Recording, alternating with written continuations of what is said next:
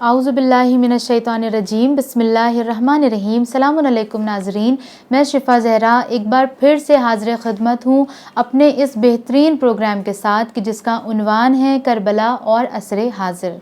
नाज़रीन मोहतरम, हम सबकी ज़िम्मेदारी है कि हम करबला का फ़क़त ज़िक्र ना करें, करबला के ज़िक्र को फ़क़त अज़ादारी से महदूद ना कर दें कि बस हमने फ़र्श अज़ा बिछाई और हमने या हुसैन कर लिया, ज़िक्र हुसैन कर लिया और बस ख़त्म। 2 महीना 8 दिन हमने दिल भर के अज़ादारी की और इसके बाद फिर हम सब कुछ भूल गए। हमें ऐसा नहीं करना है, क्योंकि कुल्लो यौमिन आशूरा कुल्लो अर्ज़िन करबला, हर दिन आशूरा का है, हर ज़मीन करबला है। और करबला से हमें जो भी दर्स मिल रहे हैं और जो भी मैं आपकी खिदमत में पेश कर रही हूँ या जो मैं नहीं भी पेश कर रही हूँ और जो आप लोग पहले से जानते हैं, तो उसको हमें सिर्फ मुहर्रम सफ़र में तो अप्लाई नहीं करना है ना अपनी लाइफ में, बल्कि उसे हमेशा अप्लाई करना है। कुल्लो यौमिन आशूरा, हर दिन आशूरा है, हर दिन अल्लाह का है, हर दिन इमाम का है। लिहाजा करबला से मिले हुए दर्सों को हमें हमेशा अपनी ज़िंदगियों में फॉलो करना है, तभी हम एक हकीकी हुसैनी कहलाने के हक़दार हैं, वरना हम हकीकी हुसैनी कहलाने के हक़दार नहीं हैं। और ये बड़ी ही कॉमन सी बात है कि अगर हम किसी से मोहब्बत का दावा करते हैं लेकिन उसके ओबीडियंट नहीं हैं, तो फिर हमारी मोहब्बत किस काम की। हम अपने वालिदैन से मोहब्बत का दावा करते हैं, लोगों को जा कर बताते हैं मेरे वालिदैन ऐसे हैं, मेरे वालिदैन ने मेरे लिए ये किया, इतने सेक्रीफाइसेस किए। अब सामने वाला पर्सन पूछेगा बट आपने अपने वालिदैन के लिए क्या किया। अब जवाब में हमारे पास कुछ नहीं है, क्योंकि हमने अपने वालिदैन के लिए वो काम नहीं किए जो वालिदैन हमसे एक्सपेक्ट करते थे। तो फिर क्या फ़ायदा हुआ, कुछ नहीं। सिमिलरली इमाम हुसैन अलैहिस्सलाम ने हमारे लिए इतना कुछ किया कि वक्ते आखिर इमाम के गर्दन पर खंजर चल रहा था और इमाम हुसैन अपनी उम्मत के लिए दुआ कर रहे थे। आप तसव्वुर करें अपने आप में कितनी ये बड़ी बात है। और इसके बदले, इतने सुपीरियर सेक्रीफाइस के बदले हम इमाम हुसैन को क्या दे रहे हैं, फ़र्श अज़ा बिछा कर, या हुसैन कर कर, ज़िक्र हुसैन कर कर, बस इतना ही। क्या इमाम की क़ुरबानी फ़क़त यहीं तक महदूद थी? नहीं, यहाँ तक महदूद नहीं है इमाम की क़ुरबानी, बल्कि हम जहाँ तक तसव्वुर भी नहीं कर सकते उससे कहीं बालातर है इमाम हुसैन की क़ुरबानी। नाज़रीन मोहतरम, आज के इस प्रोग्राम में मैं डिस्कस करना चाहूँगी इमाम हुसैन अलैहिस्सलाम के एक ऐसे अज़ीम मसाइब का कि जिसको स्पेशली वो लोग कि जो साहिब औलाद हैं बहुत अच्छे से रिलेट कर सकते हैं। यूँ तो इस दुनिया में हर बाप अपने बच्चे से बेइंतहा मोहब्बत करता है, सुबह से शाम तक वो धक्के खाता है, वो इधर उधर भटकता रहता है रिज़्क़ रोज़ी की तलाश में, ताकि अपने बच्चों का पेट भर सके, अपने बच्चों को अच्छी ज़िंदगी दे सके।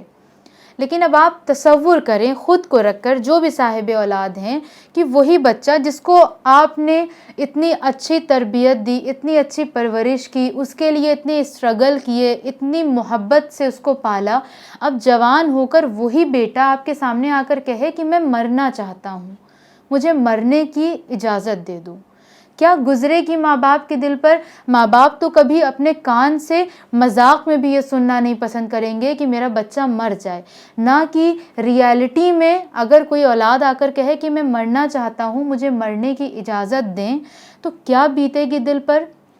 ये इस बात का एहसास वो लोग सबसे ज़्यादा कर सकते हैं और समझ सकते हैं कि जो ख़ुद साहिब औलाद हैं, जिनके ख़ुद बेटे जवान हैं, कि किस तरह से हज़रत अली अकबर इमाम हुसैन अलैहिस्सलाम के सामने आए और उन्होंने इजाज़त मांगी कि बाबा मुझे मरने की इजाज़त दीजिए। इमाम हुसैन अलैहिस्सलाम ने ऊपर से नीचे, सर से पाँव तक एक मर्तबा अली अकबर को देखा और फरमाया, अकबर, कोई जवान बेटा अपने ज़ईफ़ बाप से मरने की इजाज़त तलब करता है। ये सुना तो जनाब अली अकबर ने कहा कि ए बाबा, अब कोई भी नहीं बचा है, लिहाजा आप पर क़ुरबान होने के लिए मैं ही बचा हूँ, इसलिए मैं आपसे इजाज़त तलब कर रहा हूँ। और फिर आप देखें नाज़रीन मोहतरम, ये बेटा वो बेटा कि जिसको इमाम हुसैन ने अपनी दुआओं में मांगा। क्यों? क्योंकि इमाम हुसैन को अपने नाना से इतनी मोहब्बत थी कि आपने इसीलिए दुआ की थी कि परवरदिगार मुझे एक ऐसा बेटा दे दे कि जो सूरत में, सीरत में, रफ्तार में, गुफ्तार में तेरे रसूल का शबी हो। اور اللہ نے امام حسین کی دعا کو مستجاب کیا اور امام حسین کو اکبر جیسا بیٹا دیا۔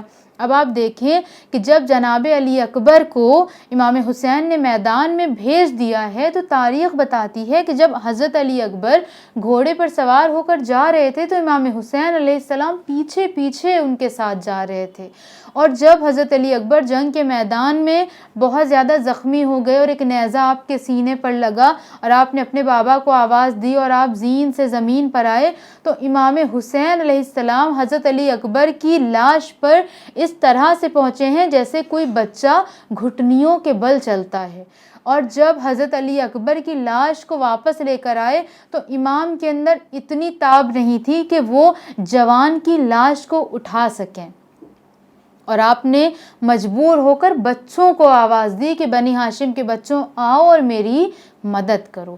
کتنا عظیم مصائب ہے نا یہ اپنے آپ میں، کہ ایک باپ کے اوپر اتنی بڑی مصیبتیں گزر گئیں کہ واقعاً کس طرح سے ایک ضعیف باپ نے اپنے جوان بیٹے کو اس عالم میں دیکھا۔ اب یہ مصائب جب بھی ہوتے ہیں اس میں بڑی رقت ہوتی ہے، اور ہر کوئی اس بات کا احساس کر سکتا ہے، اسپیشلی وہ فادرز جن کی اولادیں ہیں، کہ ہاں واقعاً ایک باپ کو، ایک فادر کو کتنی زیادہ تکلیف ہوتی ہے۔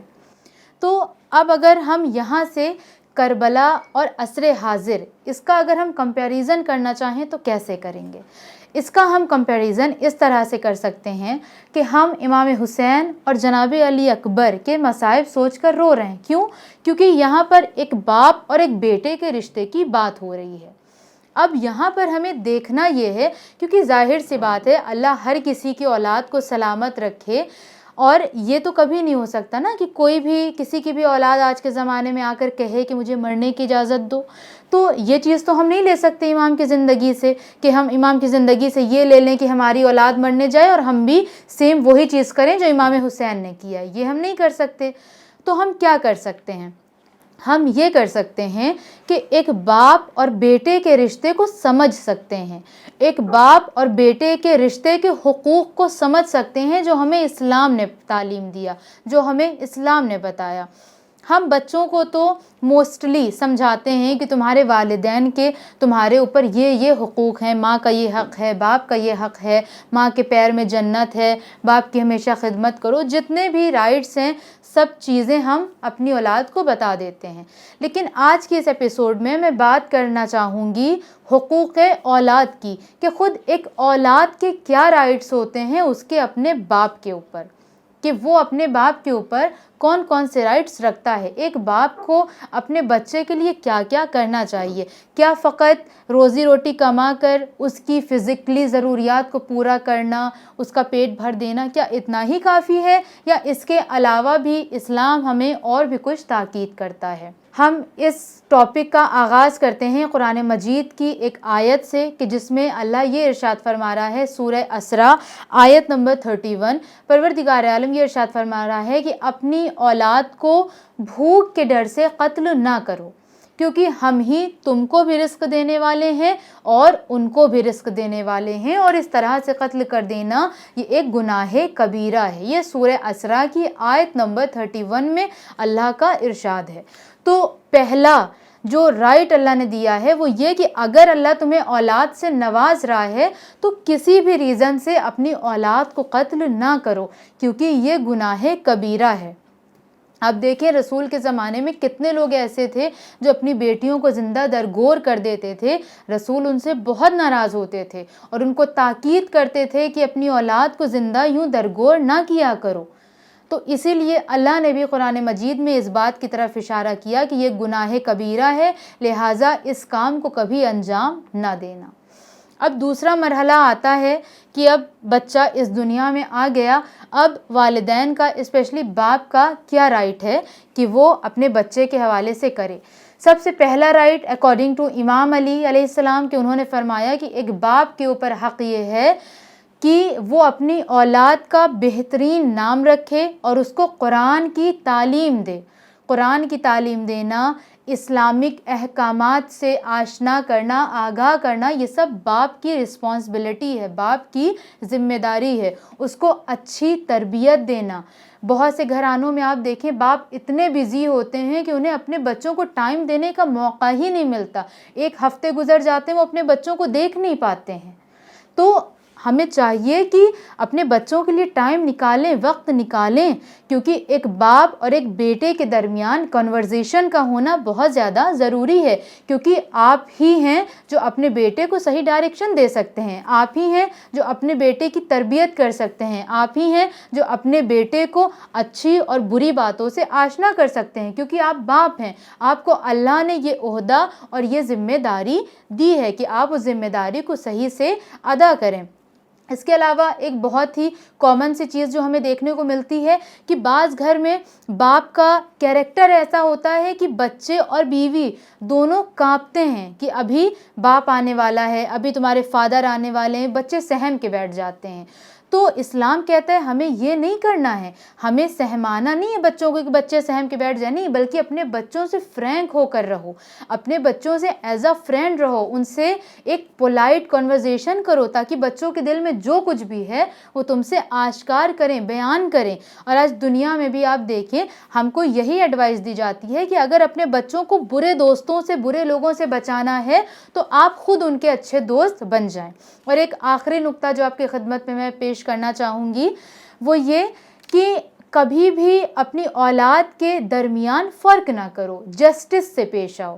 اور یہ قرآن مجید کا اور رسول اللہ کا بہت ہی خاص تاکید ہے اس حوالے سے کہ اپنی اولاد کے درمیان جسٹس کرو۔ اگر بیٹے اور بیٹیاں ہیں سب کو ایکول سمجھو، یہ نہیں کہ بیٹے کو ہم نے بڑھا دیا اور بیٹی کو ہم نے انفیریئر فیل کرایا، یہ بہت بڑا گناہ ہے۔ یا سپوز ہمارے پاس صرف بیٹے ہی ہیں لیکن بیٹوں میں سے بھی ہم کسی بیٹے کو زیادہ محبت کر رہے ہیں اور کسی بیٹے کو کم محبت کر رہے ہیں، اس بات سے بھی اسلام نے منع کیا ہے۔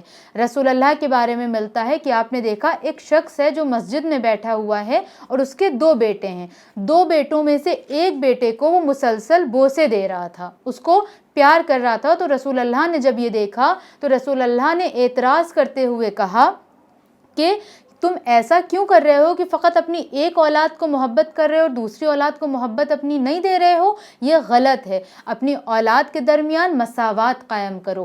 تو ماں اور باپ دونوں کے اوپر یہ واجب ہے کہ ان تمام پوائنٹس کو اپنی زندگی میں امپلیمنٹ کریں، کیونکہ یہ اسلام کے بتائے ہوئے نقطے ہیں۔ اور چونکہ ہم کربلا والوں کے واقعات سن کر گریہ کرتے ہیں اور حضرت علی اکبر اور امام حسین کے بیچ ایک باپ اور بیٹے کا ہی رشتہ ہے، اس لیے اس حوالے سے ہم کو اپنی زندگی میں ایک باپ اور ایک بیٹے کے رشتے کو کمپیئر ضرور کرنا چاہیے کہ کیا ہم بھی امام حسین علیہ السلام جیسے باپ ہیں؟ کیا ہمارا بیٹا بھی حضرت علی اکبر جیسا ہے؟ کیا ہم نے بھی امام حسین علیہ السلام کی طرح اپنے بیٹے کو تربیت دی؟ ناظرین محترم، آج کے اس ایپیسوڈ کو میں اسی نقطے پر ختم کرتی ہوں۔ امید کرتی ہوں کہ ہمارے آج کے اس ایپیسوڈ سے آپ سب نے بہت استفادہ کیا ہوگا۔ ہم ملاقات کریں گے آپ سے ہمارے ایک نئے ایپیسوڈ میں، تب تک بنے رہیں چینل ون کے ساتھ۔ والسلام علیکم ورحمۃ اللہ وبرکاتہ۔